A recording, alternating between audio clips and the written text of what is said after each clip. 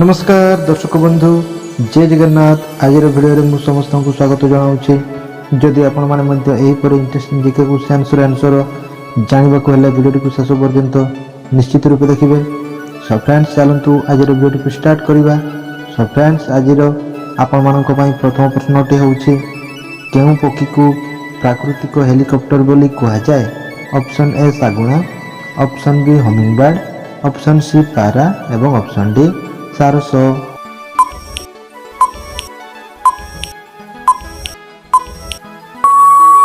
सो friends यार सठिक उत्तरटी हूँ ऑप्शन बी हमिंगबर्ड। हमिंगबर्ड को प्राकृतिक हेलिकॉप्टर बोली कहुए। सो फ्रेंड्स एबे देखिबा आपण मानक पई परवर्ती प्रश्नटी पाचिला आंबरे केउं विटामिन प्रचुर परिमाण रे रही थाए। Option A vitamin D, option B vitamin C, option C vitamin B एवं option D vitamin A.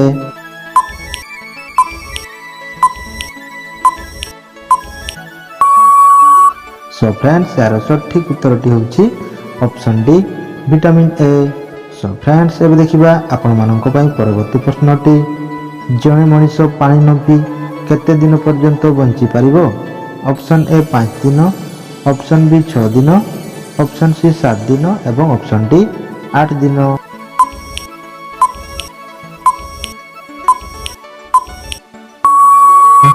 So friends यार सठिक उत्तरटी हूँ ऑप्शन सी 7 दिन।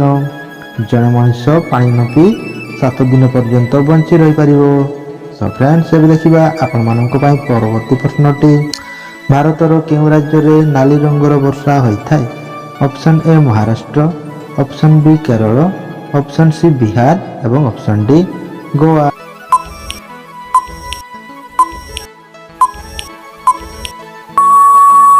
सो फ्रेंड्स यार सठिक उत्तरटी हूँ ऑप्शन बी केरल। केरल राज्य रे नाली रंगर वर्षा होइथाय।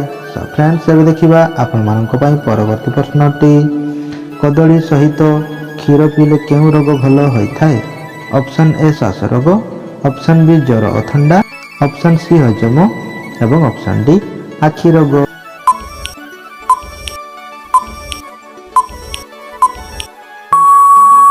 सो फ्रेंड्स यार सठिक उत्तरटी हूँ ऑप्शन सी हजम।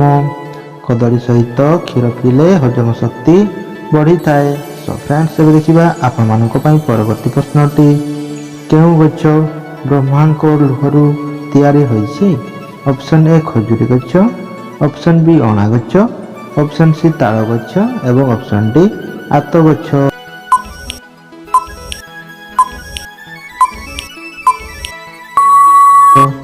सो फ्रेंड्स यार सठिक उत्तरटी हूँ ऑप्शन बी अणा गछ। अणा गछ ब्रह्मांक लुहरु तैयारी होइछि।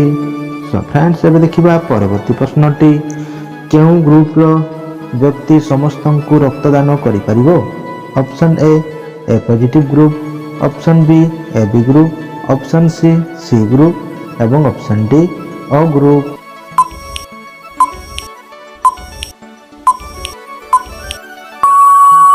सो फ्रेंड्स यार सठिक उत्तरटी हूँ option D O group. O group रो व्यक्ति समस्तंकु रक्तदान करि परिबो।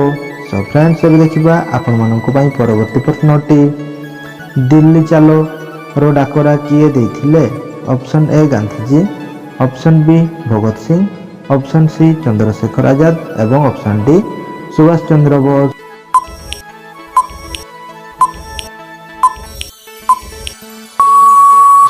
सो फ्रेंड्स यार सठिक उत्तरटी हूँ option D Subhash Chandra Bose.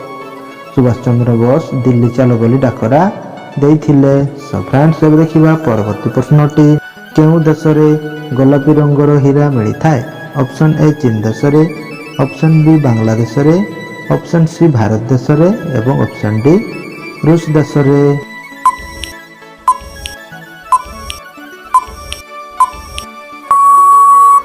So friends यार सठिक उत्तरटी हूँ ऑप्शन डी रूस देश रे। रूस देश रे गोलापी रंगर हीरा मिली थाए। सो फ्रेंड्स एबे देखिबा परवर्ती प्रश्नटी एमिति केउं पक्षी अछि जाहाकू हाथ लगाइला मात्रे मरि जाए। ऑप्शन ए सारस, ऑप्शन बी टिटनी, ऑप्शन सी कोइली एवं option D kiwi.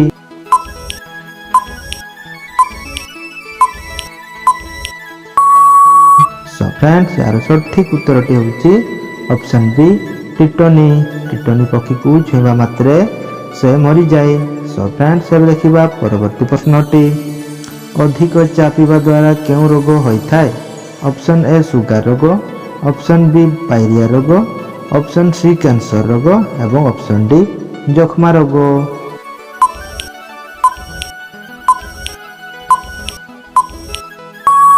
Show friends ଏହାର ସଠିକ୍ ଉତ୍ତରଟି ହେଉଛି ଅପସନ୍ ବି ପାଇରିଆ ରୋଗ।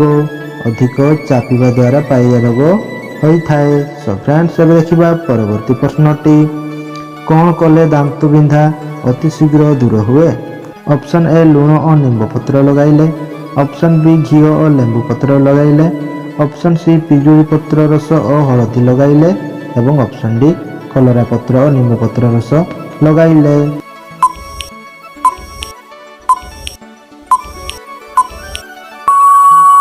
ସୋ ଫ୍ରେଣ୍ଡସ୍ ଏହାର ସଠିକ୍ ଉତ୍ତରଟି ହେଉଛି ଅପସନ୍ ସି ପିଜୁଳି ପତ୍ରର ରସ ଓ ହଳଦୀ ଲଗାଇଲେ ଦାନ୍ତ ବିନ୍ଧା ଦୂର ହୋଇଥାଏ। ସୋ ଫ୍ରେଣ୍ଡସ୍ ଏବେ ଦେଖିବା ପରବର୍ତ୍ତୀ ପ୍ରଶ୍ନଟି।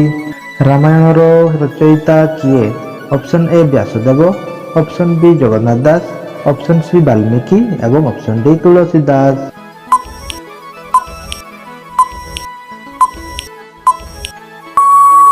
ସୋ ଫ୍ରେଣ୍ଡସ୍ ଏହାର ସଠିକ୍ ଉତ୍ତରଟି ହେଉଛି ଅପସନ୍ ସି ବାଲ୍ମୀକି। ବାଲ୍ମୀକି ରାମାୟଣର ରଚୟିତା ଅଟେ। ସୋ ଫ୍ରେଣ୍ଡସ୍ ଏବେ ଦେଖିବା ପରବର୍ତ୍ତୀ ପ୍ରଶ୍ନଟି। ଭାରତର ଭୂସ୍ୱର୍ଗ କାହାକୁ କୁହାଯାଏ? ଅପସନ୍ ଏ କନ୍ୟାକୁମାରୀକୁ, ଅପସନ୍ ବି ହରିୟାଣାକୁ, ଅପସନ୍ ସି କାଶ୍ମୀରକୁ ଏବଂ ଅପସନ୍ ଡି ବଦ୍ରିନାଥକୁ।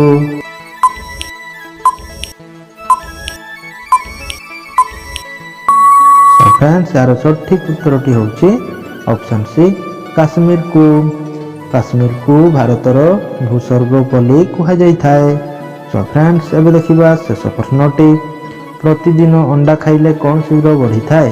ଅପସନ୍ ଏ ବୁଦ୍ଧି, ଅପସନ୍ ବି ଶକ୍ତି, ଅପସନ୍ ସି ରକ୍ତ ଏବଂ ଅପସନ୍ ଡି ବୀର୍ଯ୍ୟ।